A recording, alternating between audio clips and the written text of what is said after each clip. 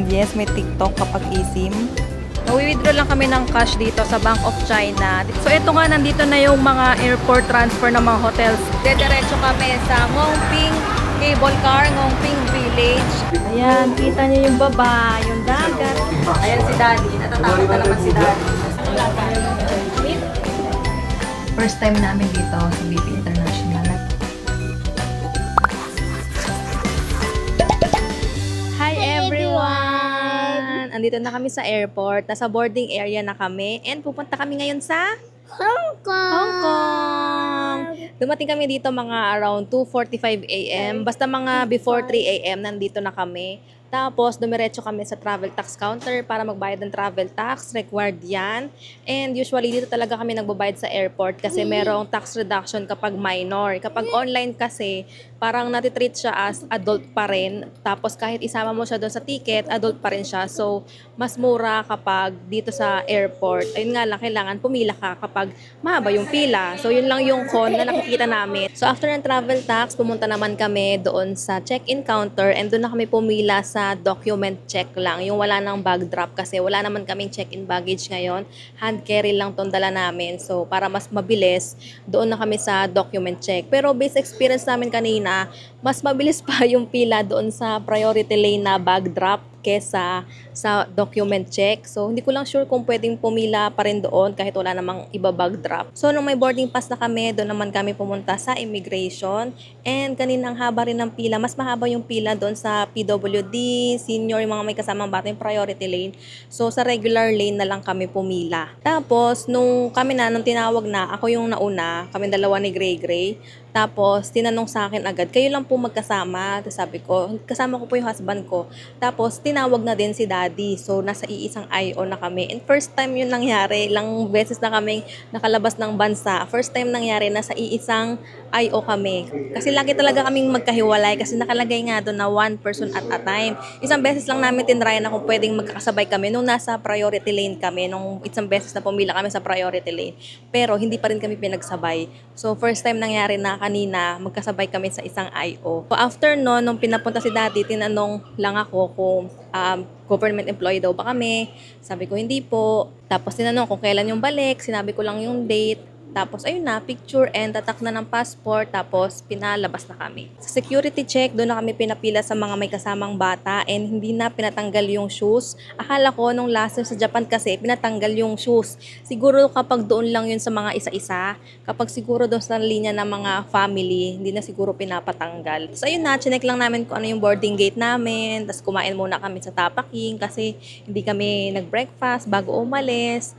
Tapos, ayun, nandito na kami sa boarding area. Medyo kinakabahan nga kami kasi baka hindi kami makalipad dahil nga merong bagyo. Tapos, nag-email na si Cebu Pacific na pwedeng i-rebook or i-convert to travel fund for free. Pero sabi namin, push na lang natin kasi yung weather naman sa Hong Kong, okay na. And yung flight kasi mismo, magpupush naman siya talaga. Magpupush. Hindi siya totally canceled. Parang may option lang yung mga passengers kung gusto nila na mag-rebook. Since kami nakabook na kami ng mga hotel, ng activities, so baka mahirapan kami mag-rebook ng hotel at activities kapag nirebook namin yung flight. So hopefully safe tayo makarating sa Hong Kong and maganda yung weather pagdating natin. Hi! Pasakay na kami sa airplane! Basahin po lamang ang passenger briefing card.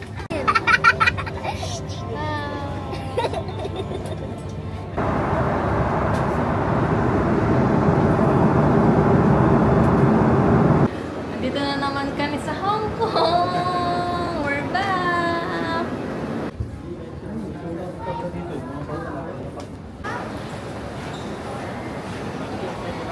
Yung way namin ngayon, ito yung way namin nung unang Hong Kong namin, yung pinakaunang Hong Kong namin. Kasi yung pangalawang Hong Kong namin, maglabas namin parang 1 libo lang, train na. Ito na naman yung mahabang lakad. Tapos bababa tayo dyan sa escalator na yan. Basta susundan nyo lang talaga yung mga signs. Ayan, kunwari yung dulong sign na yan, nakalagay pababa escalator. So, dito siya.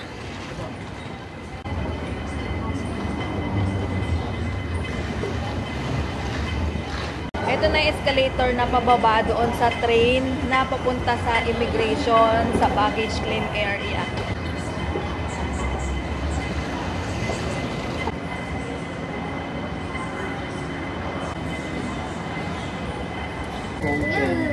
Yan na! 请勿靠近车门，并请沿途紧握扶手。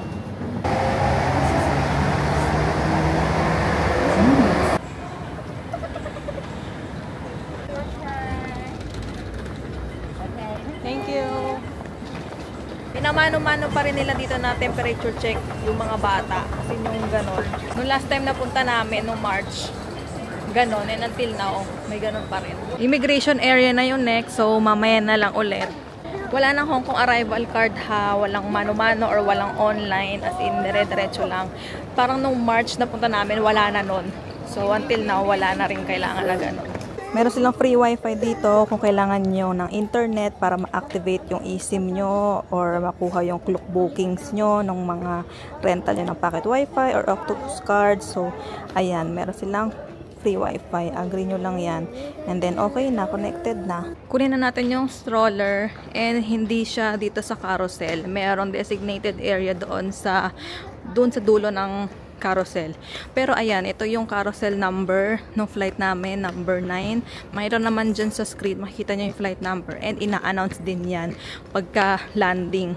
Habang hinihintay natin yung stroller, activate na natin tong eSIM. So, binook namin tong eSIM sa Klook. May ginawa na akong tutorial nasa TikTok, Facebook, Instagram. Check nyo na lang doon kung paano mag-activate ng eSIM. Kasi kailangan ma-set up nyo siya ng maayos in a way na hindi parang ma-overwrite yung Philippine SIM card nyo. Kasi pag na-overwrite yon, hindi kayo makaka-receive ng mga OTP. So, kung halimbawa mag-transfer kayo sa bank, tapos may mga OTP, kailangan ng OTP. So, mas okay na ma-set up ng maayos para magamit nyo pa rin yung Philippine SIM card nyo. Ayan, naka-activate na ako ng eSIM and ang una kong chinek is kung may TikTok ba. And yes, may TikTok kapag eSIM. Ayan, gumagana siya. So, yung strollers, tinanong ko, dun daw sa last number 18, 12 to, sa 18 daw. Wala na dun sa nilalagay sa mga ganyan na part. So, pupuntahan na lang namin. So, ayan, dun, number 18. Ayun, dun na nakalagay yung mga strollers. Ayun, no. Hindi namin sure kung ngayon, ganito na yung policy nila sa mga strollers. Last time kasi dun sa mga spot for strollers eh. Pero siguro dahil konti lang. Pero yun, still nandito siya. Nung kinuha ni Daddy yung stroller, na-realize namin 18 din. Tapos nakalagay doon, may arrow. So tinuturo siguro kami na doon na yung collection point, hindi na dito. Kasi nga naman, may nakalagay na siyang arrow. So ayun, nasanay kasi kami na nandoon na. And hindi rin namin naaalala, hindi namin napansin kung ano ba talaga yung nakasulat doon sa square na yun. Basta alam namin, doon nilalagay yung mga stroller. So ayun, take note nyo na lang na doon na sa pinakadulo yung kuhaan ng stroller. So after nung baggage claim area, may customs pa. Bawal kasi yung photo and video doon. And paglampas nyo doon, ito na yung arrival hall na. A to, sa A. Meron kasing B. Doon kami dati, last time doon sa kabilang dulo. Dito sa A, ito yung katapat lang niya yung mga booth kung saan kayo mag-claim ng pocket wifi, na octopus card, SIM card doon. So kung sa arrival hall B kayo, lalakad pa kayo papunta dito. So, ito yung mga counters kung saan kayo magpipick up ng SIM card, octopus card, pocket wifi, and bago na rin. Kasi ito, yung pocket wifi rental, A02 na siya. Dati kasi A09 siya eh. Dito siya sa may gitna. So, kung meron kayong binook na pocket wifi, dyan siya A02. Yung octopus card naman, tsaka SIM card, same pa rin. A13 na counter dyan. Same booth lang sila nung octopus card tsaka SIM card.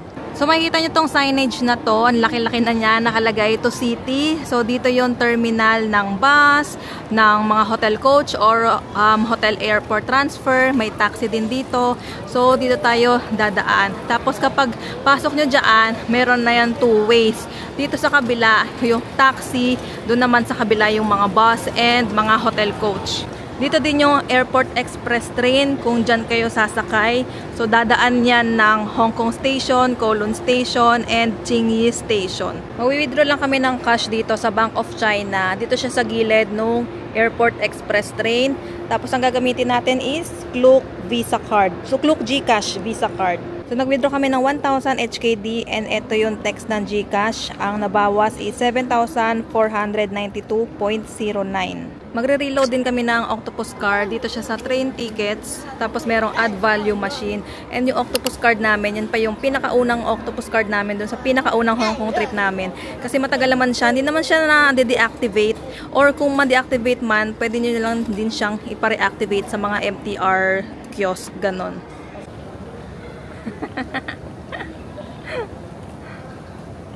So kumanan lang tayo dito and ayan na, meron ng mga signage ulit, nakalagay bus, tour / hotel coach.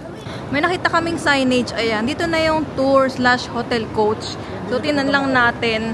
Tingnan natin dito sa 9 to 15 na gates kasi sinerch ko yung Novotel na airport shuttle.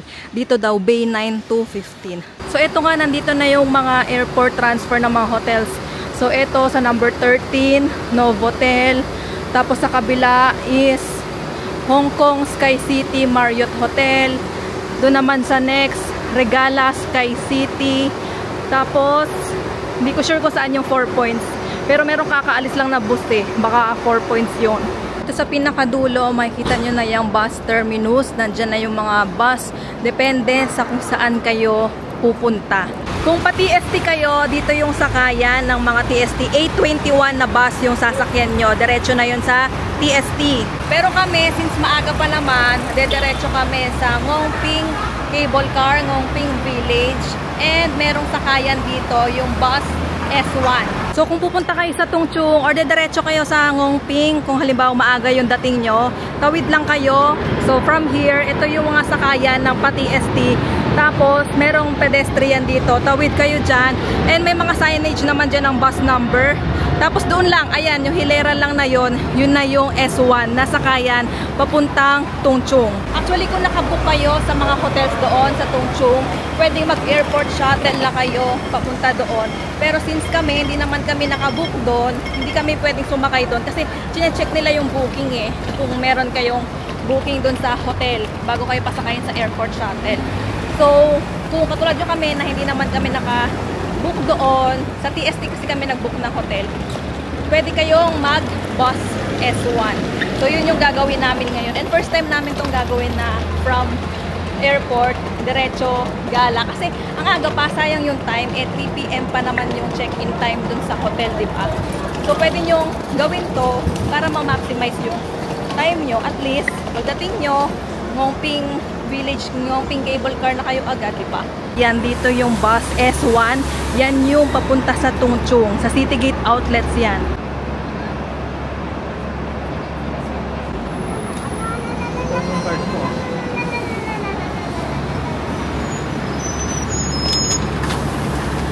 Go.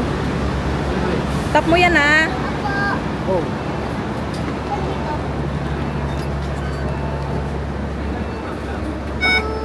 Yun. Akyat tayo. Sakay kami ng double-decker bus na S1 papuntang Tungchung. And ang ginamit ko is GoTime. Gumana siya. 3.7 HKD ang pamasahe. Si Gray, Octopus card na child. Si Daddy, Octopus card na pang-adult.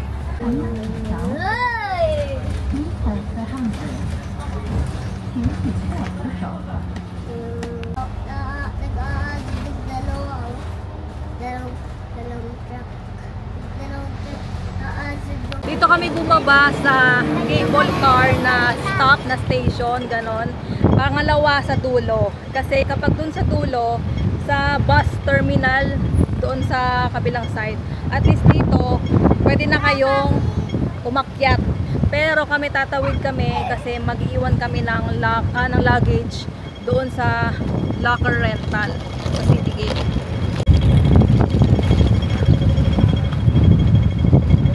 Dito yung luggage rental, locker rental pala ng Citygate. Sa gilid lang siya nitong escalator packet sa Ngongping Cable Car. Pagpasok, makikita nyo na siya agad. Open siya 8 a.m. to 11 p.m. Tapos, iba-iba ng sizes. Nag-accept sila ng Octopus card, tsaka Visa, Mastercard. Ayan. Meron din namang instruction kung paano mag-store and kung paano magkuha ng luggage. Nakalagay dito yung rates. So, yung small is $15 per 2 hours. Large is $40 per 2 hours. Medium is $25 per 2 hours. Tapos, every succeeding hour, ito na yung magiging rate. Tapos, ito naman yung size guide ng locker kung magkakasya ba yung mga maleta nyo or mga gamit nyo sa sizes ng locker. So, itong red, yan yung small. Yung gray, yan yung medium. Yung black, yan yung large. Kasya yung small na luggage namin. Tsaka yung backpack. Maluwag pa nga, oh. Maluwag pa. Kasya pa. So, medium lockers lahat ng mga nandito sa floor na to. Kaya na tayo doon sa Ngongping Cable Car.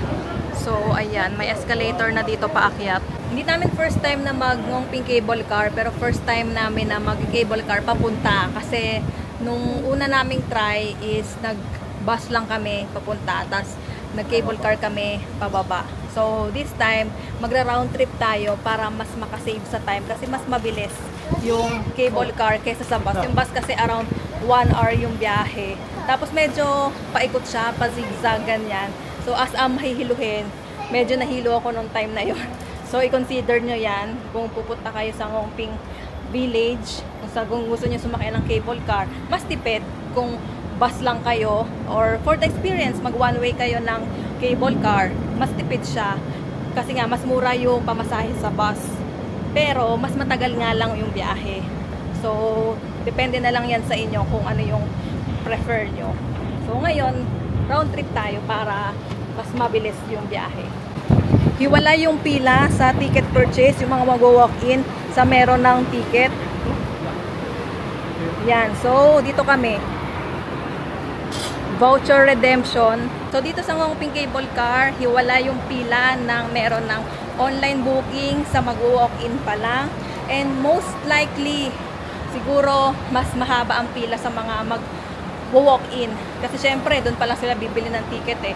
Unlike sa meron ng booking, isa-scan na lang yung QR code. Tapos kapag may online booking na, ayan, isa-scan na lang yung QR code dito. Tapos bibigyan ng tag. Tapos hiwalay na rin dito yung pila ng standard cabin at crystal cabin. Crystal tayo, di ba? Take note pala na merong crystal plus, merong crystal. So yung crystal plus, mas mahal siya. And hiwalay din siya ng pila, syempre. So dito kami sa crystal cabin. And tingnan nyo yung standard cabin. Ang haba ng pila. Mas maraming nagbubook ng standard cabin kasi mas mura siya. Pero mas maikli yung pila sa crystal cabin kasi nga medyo mas price siya. Pero for me, for the experience, kung nandito na rin naman kayo, i-crystal nyo na kasi yun yung salamin, buong sides, pati yung floor. So para mas todo na yung experience, crystal cabin nyo na. Katulad nung ginawa namin dati, nag-bus kami paakyat, tapos pababa, nag-cable car, crystal cabin yung kinuha namin nun. So, na-experience namin yung crystal cabin nang medyo mas nakatipid kami kasi nga, one way lang yung kinuha namin. Nag-bus kami papunta. Okay. Yeah. One way the crystal. Come back center. Okay, thank you.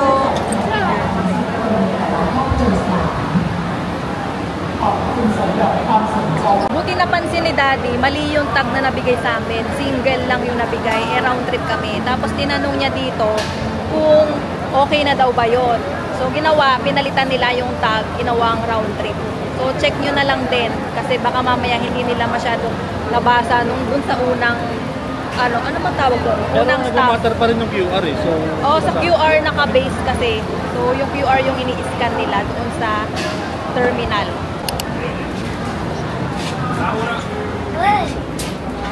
So nakasakay na kami sa cabin, sa crystal cabin, and take note na yung bawat cabin, ang maximum na kasya na tao is 10. So kung mag-isa lang kayo, dalawa, tatlo, possible na may makasabay kayong iba na hindi nyo kasama, hindi nyo kakilala. Lalo na sa standard cabin kasi ang daming tao. And tip na din pala, mas may chance na masolo nyo talaga yung cabin kapag pabalik kayo. Kasi yes, makikita yung baba. Kasi doon, parang wala na masyadong pila kasi nga iba-iba na yung punta ng mga tao. Iba-iba na yung ano ng mga tao. Yung iba-iba na yung uwi ng mga tao. Katulad nung una namin punta, na solo namin yung Crystal Cabin nang walang ibang kasama. Wow! Si Gray Gray humiga na dito. Ayan, kita niyo yung baba, yung dagat, kita sa baba. Wow! Ayan si Daddy. Natatakot na naman si Daddy kasi takot siya sa heights. Wow! Ang ganda ng view!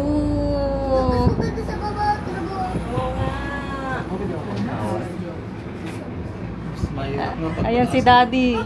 Kumusta ka naman, Daddy? Are you having fun? Are you having fun? Upo ka dito kasi nagpipicture sila. Ano, ang ganda ng view. Paakyat tayo dun sa bundok. Say, Gray. Smile. Hi. Hello. Hi. Lakas ng hangin ngayon. Gumigayawang mo yung cable car. Pero di naman OA na gayawang. Kita mo yung cable car na gumagano talaga. Pero hindi naman yung OA. Tapos yung tunog ng hangin, yung hampas ng hangin, naririnig. Ayan, sobrang lakas ng hampas. Hindi ko lang alam kung maririnig sa camera. Wala! Ang lakas ng hangin. Pero hindi naman kasi malaki yung opening. Parang dito lang sa gilid yung opening ng hangin. Sa taas. Actually, itong opening, sarado siya kahapon. So, akala namin magsasara ulit. Magsasara pa rin ngayon. Kaya hindi kami nag-book ng Hongping cable car. Kanina lang kami nag-book talaga. And ang galing kasi instant confirmation naman for today yung nakalagay. Ayun din yung maganda sa Klook. May mga activities na instant confirmation, book now for today, ganyan. So, check mo muna yung weather, yung schedule nyo, kung kaya ba, bago kayo mag-book. Yan na, nakarating na tayo. Welcome to Hongping Village.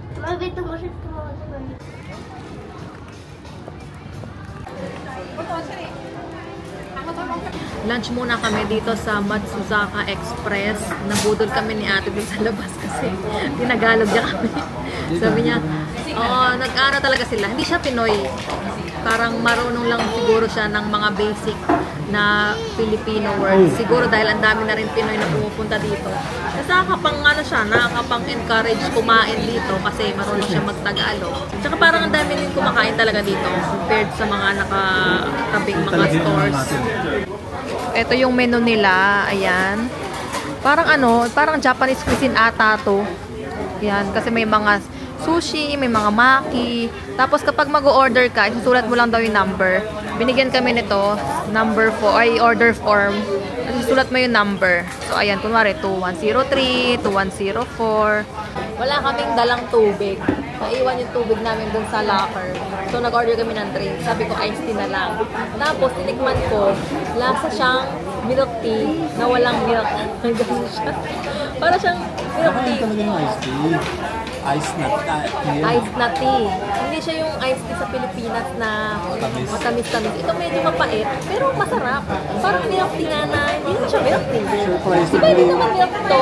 May kasi may isang pang na milk tea eh. May milk tea din. Tapos merong iced tea. Masarap. Surprising. Oo. Hindi ako umiinom ng tsaa. Ayoko ng tea lang. Pero masarap to. Parang siyang milk tea nga. Nagulat ako, pagkatingin ko, kala ko yung hindi ko lasa na ice. Nagulat ako, bakit parang lasa milk tea? Ito yung order ni Daddy. Ano ba to? Tonkatsu, curry. Tapos, pa-omu rice yung niya, style. So, order din kami ng dumplings na fried. Ito naman yung order ko, beef ramen. Kasi si Gregory, gusto daw niya ng noodles and rice. So, yan. Tikisa kami noodles and rice. Kaso, tikman mo kung maanghang yan pala. Nasa Hong Kong na kami, pero Japanese cuisine pa rin nakainan namin. Hindi naman namin sinasadya. Kala ko siya, yung Hong Kong noodles. Kasi pag tingin namin ito sa labas, noodles. Tapos nung kinausap na kami ni ate, binigyan kami ng menu. Ano pala, Japanese. Hindi na kami nakahindi, hindi na kami nakasangit. Tsaka gutom na rin kasi kami. Ha? Gutom na gutom. Hindi, gutom na rin talaga kasi kami. So, kung ano-una namin nakita, go na.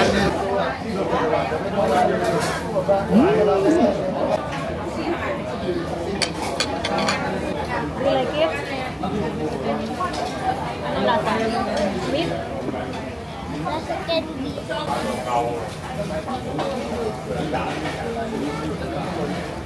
Nag-order din kami ng milkshake, kay Gray, strawberry, kay Daddy naman, milkshake na mango. Pero parang hindi mango yung ano niya, yung kulay. Akala ko ano, coconut. Ano lasa? Lasang Sweet? lasang strawberry, lasang sweet strawberry. Okay. Yung bill namin, 540 dapat. Magbabayad si Daddy ng card. Tapos sabi, 530 na lang daw kapag cash.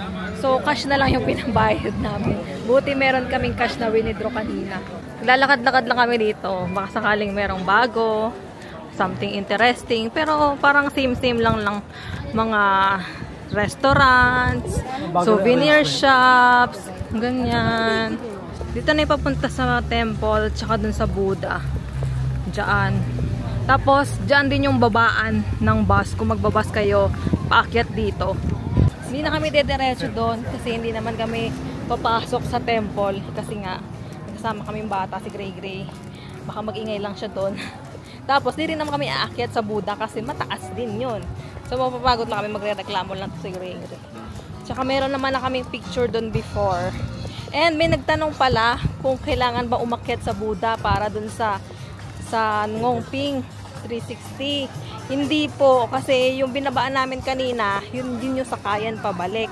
Kasi kung halimbawang sasakay kayo ng bus, dito yung babaan ng bus.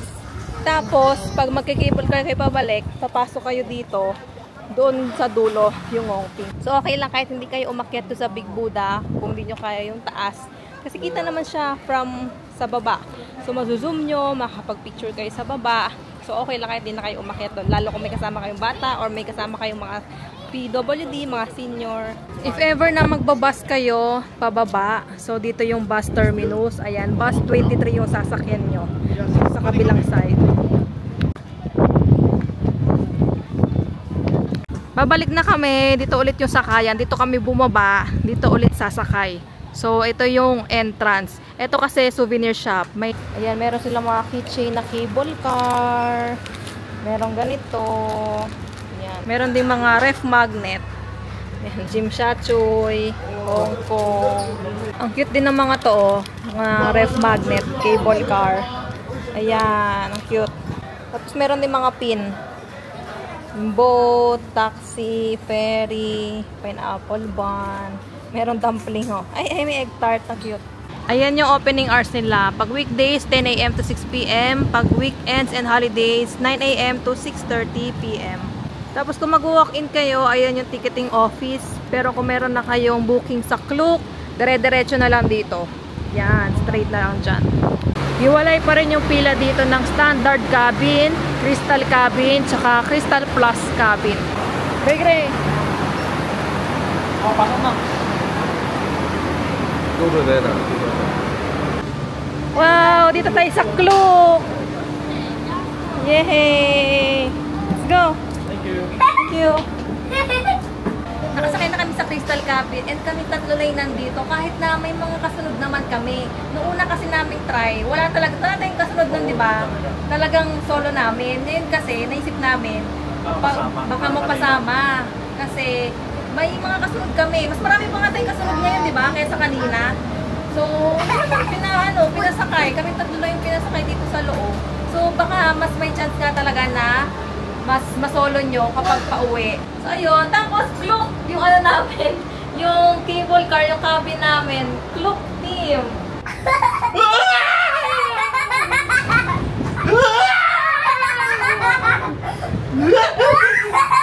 Natakot si Daddy. Pupuli naman ako. Matakot kita na airport to. Gumigewang-gewang yung ano na naman cabin. Pero hindi ata halata sa camera kasi nakagimbal to eh. Pero gumigewang siya talaga ng ganon. Tapos ang lakas ng hangin. Mas malakas yung hangin ngayon compared nung paakyat kami kanina. Mas malakas yung hampas. As in, rinig mo talaga yung hampas ng hangin. Tsaka yung pasok ng hangin dito sa loob. Tsaka yung paggewang-gewang. Hi, si Daddy natatakot. Hi, si Daddy. Lalabas na ng cable car natatakot. Nakababa na kami ng cable car. Parang inaantok na ako dun sa cable car kasi ang sarap ng hangin. Tapos gumagawin, magyewang-gewang nga yung cable car. So parang nakakaantok. Pasok muna kami sa Citygate Outlets. Magtitingin-tingin lang kami kung may sale. Kala mo naman bibili, no? Dito kasi sa Citygate Outlets, may mga stores na mas mura kapag 2, 3 yung binili mo. Ganun yung parang discount system nila. Kapag isa lang, same price lang, retail price, ganyan. Parang wholesale, ganyan. Pag 3 or more, 4 or more, dun sa makaka-discount. Kaso, ang napansin namin dito, parang mga old styles, yung mga naka-sale. Katulad nung nagtingin kami sa New Balance, merong mga old styles na naka-sale. So, yung mga hinahanap namin. Kasi noong time na yun, naghahanap kami ng 1906. Walang available. Pero kung hindi naman kayo naghahabol ng mga bagong styles, kung halimbawa gusto nyo lang ng makamura na shoes, ganyan, yun, okay dito. Kasi malaki yung mga discount, mga 40%, may mga 70% pa nga minsan. Umakyat kami dito sa 5th floor para dyan sa Hong Kong Disneyland Treasures. Disney store siya na legit na Disney store. Tapos mas mura daw yung mga merch dito. Katulad niyan, 50% off. Tapos 2 or more, 70% off pa. Parang walang mga headband dito. Ang pinunta sana namin, headband. Pero parang konti lang. Ito, ganito lang. Mga Frozen. Ganito lang yung mga headband. Wala yung mga Mickey Mouse na headband. Ganito lang siya, mga headband. Tapos maliit lang siyang store. More on damit, keychain, ganun lang. Yan, may mga ganitong keychain, pangsabit sa bag. So, 40 per piece. Tapos meron din mga ganito pin. Magkano tong mga pin? 20. Meron din sila ganito mga costume. Frozen. Tapos meron ding mga ganito, mga damit, jacket, ganyan, sweatshirt.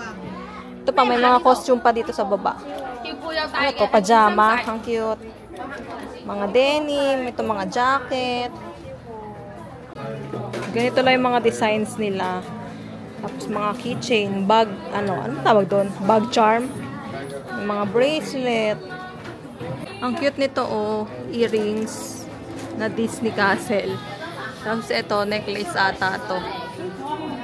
Punta na kami sa MTR. Karugtong lang to na Citygate. As in, ayan, Tongchong Station. Kasi ito, Citygate na to. Pupunta na kami sa hotel namin sa TST. Nakuha na din pala namin yung bag tsaka yung luggage doon sa Citygate Locker Rental. Binayaran namin is 50 HKD kasi nag-exceed kami. Dapat 2 hours lang, 12:30. Dapat na-retrieve na namin. Pero dahil anong oras ba? 1:30 pasado na. So, nag-exceed kami ng 1 hour, ganyan. Tapos, counted na yun as 2 hours. So, nagbayad kami ng another 25. Pasok na kami sa Tongchong Station. Tinap na lang ni Daddy yung kay Gray Gray kasi nakatulog na siya doon sa stroller. So, ako, gagamitin ko pa rin is yan. Go Time ulit ang ginamit ko. And yes, gumagana ang Go Time sa MTR Station. Merong mga elevator dito ha. So, kung meron kayo dalang mga luggage and strollers, ayan, may mga elevator naman.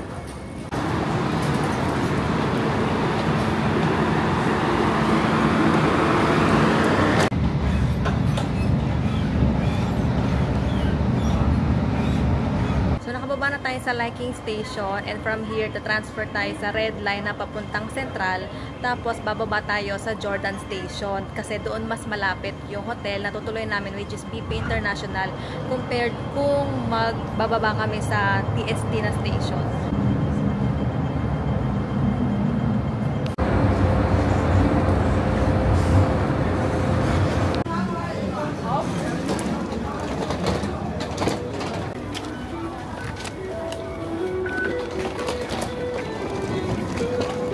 Nakababa na kami dito sa Jordan Station.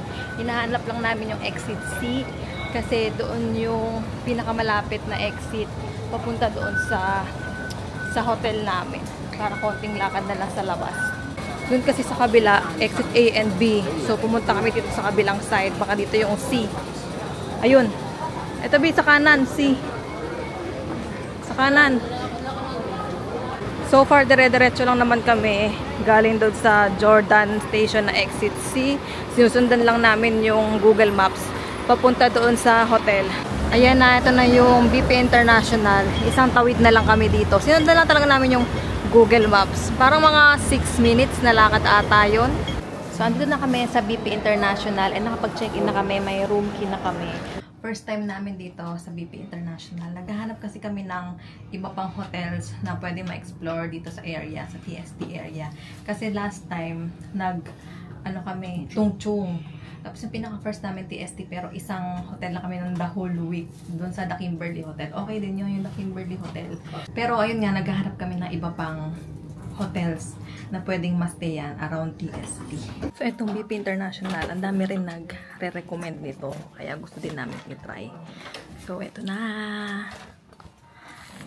So, let's go inside.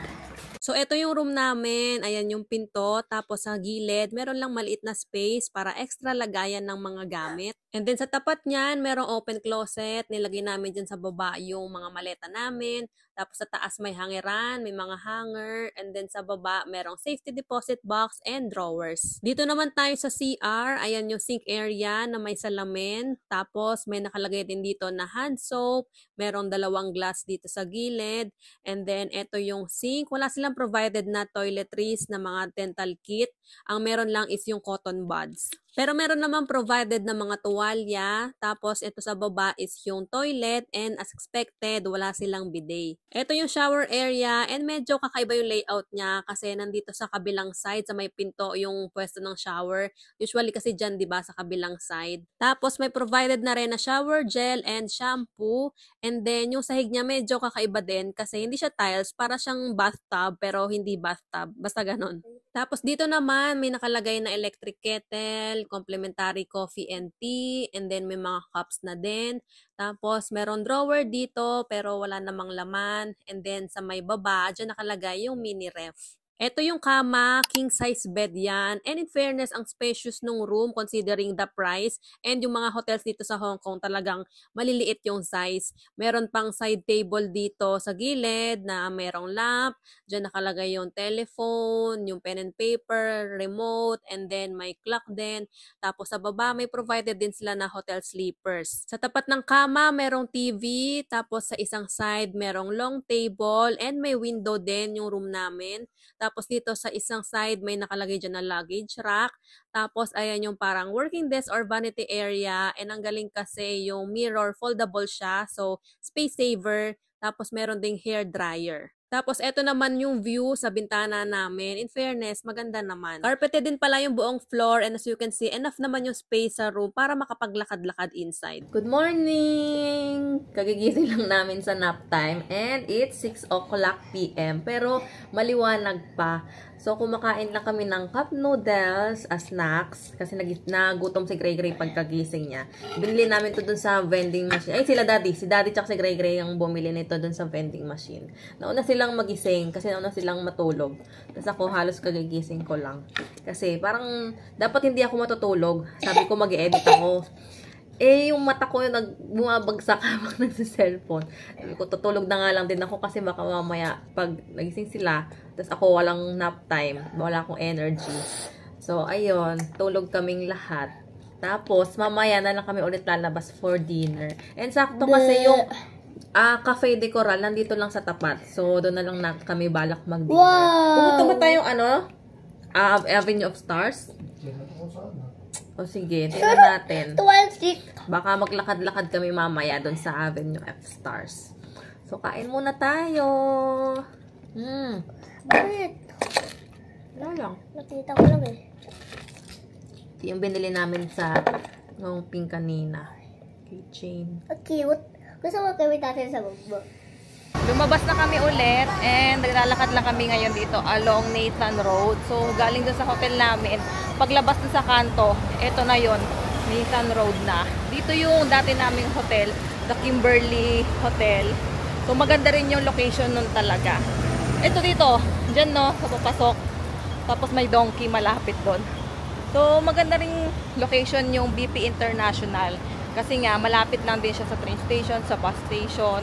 Tapos, dito, walking distance lang yung Avenue of Stars, yung K11 Musea. So, medyo mahabang lakaran lang nga. Pero, kaya naman siyang lakarin. Pwede rin naman kayo mag-bus. Yung mga bus A21, 13X, ganyan. Check nyo na lang sa Google Maps. Nandun naman nakalagay ko ano yung mga bus. Ang advantage sa BP, maraming kainan. Yun, mas nakita rin namin dun sa BP International. Maraming mga kainan sa paligid, maraming mga convenience store. May ano nga may parang tiyanggi-tiyanggi na, no? Ganon. Yun, Cafe de Coral sa tapat. Baka doon na lang kami kakain mamaya pag uwi. Kasi medyo busog pa naman ngayon dahil nga nagnudas kami ng merienda. Sa may intersection, kita na yung K11 Musea doon. Diyan yung Legoland Discovery Center. Diyan sa loob ng K11 Musea. Tapos, ayan, tagos na diyan yung Hong Kong Museum. Tapos, Avenue of Stars. Nandito na kami sa Avenue of Stars. Isang mahabang hilera to. See, they are making something else. Look, they're changing the design. Sobrang daming tao ngayon dito. Tapos sa side, dito sa gilid, merong pila. Tapos doon sa unahan, nagtataka kami ng pinipilahan. Parang may stamp ata doon ng may paeme, may paganap yung K-pop idol na 70. Hindi ko sure kung K-pop ba talaga sila. Pero parang K-pop eh. Haba ng pila, ang daming tao. Kaya siguro mas marami din tao. Ay, ayan yung ano, Aqua Luna, ano. Ayan yung Aqua Luna, Harbor Cruise. Hindi ko pa natatry yan. Hindi pa namin natatry yan. Dumaan muna kami dito sa supermarket. May nakalagay, supermarket downstairs. Sinearch lang namin to sa Google Maps. Kasi bibili kami ng ano, tubig, ng diaper. Ayan, wow, laki naman pala ng grocery dito. Ito yung mga diaper. Kaso yung mga premium ata yung mga diaper nila dito. Ayan, no, Pampers. Mga ano yan, premium. Ito may double XL. Pabibili ako to. Kasi lang ata siya. Kasi 112 yung regular price. So, mas mura siya. Kasi 26 pieces to. Ito 24. Ano yun? Ito overnight pants yan. Ba't ito? 15 kilogram XXL. XL.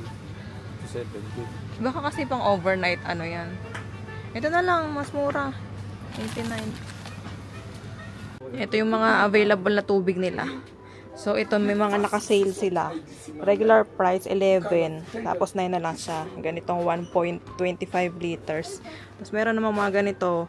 Pag dalawa binili mo, 9. Pag isa lang, 7. Tapos, meron din mga mas mahal. Yung mga alkaline. Parang 9. Tapos, 420 ml lang. Ito, mahal talaga yan. Evian water. Ito, ayaw nga. Ayan, no. Buy 2, free 1. So, mga ganito, 430 ml.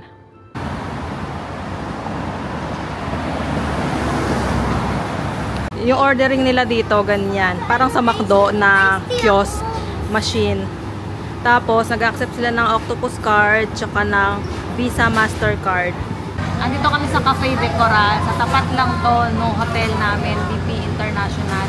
And isa to sa mga kilalang restaurant, kainan dito sa Hong Kong kasi mura, tapos malalaki yung servings nila. Hindi na ako nagsasalita kanina kasi parang ang init talaga, nakakaita yung init. Ang daming tao dun sa Avenue of Stars. Hindi rin kami nagstay ng matagal doon kasi ang daming tao. So sabi ko, diretso na kami dun sa supermarket kasi naisip din namin baka masaraduhan kami ng grocery. Kailangan namin bumili ng diaper. Hindi kasi kami nagpitpit ng maraming diaper. So ayun, bumili kami ng diaper, ng tubig. Kasi yung binili namin tubig, bumili si Daddy kanina bago kami mag-check-in.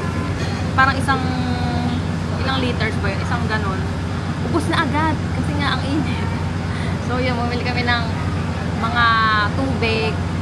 Ano pa ba? Yun lang naman yung ginawa namin. Lumabas lang kami. Medyo nagsisi kami. Sana pala din na kami lumabas. Kasi ang init, daming tao. Pero okay lang talaga. So ito na yung order namin. 2 meal lang. Hati na kami ni Gray dyan. Tapos isang milk tea. Masarap yung milk tea nila dito kaso wala nga lang pearls. Tapos ang total is ito, 108. Yan. Let's eat! Ano ito, Rose?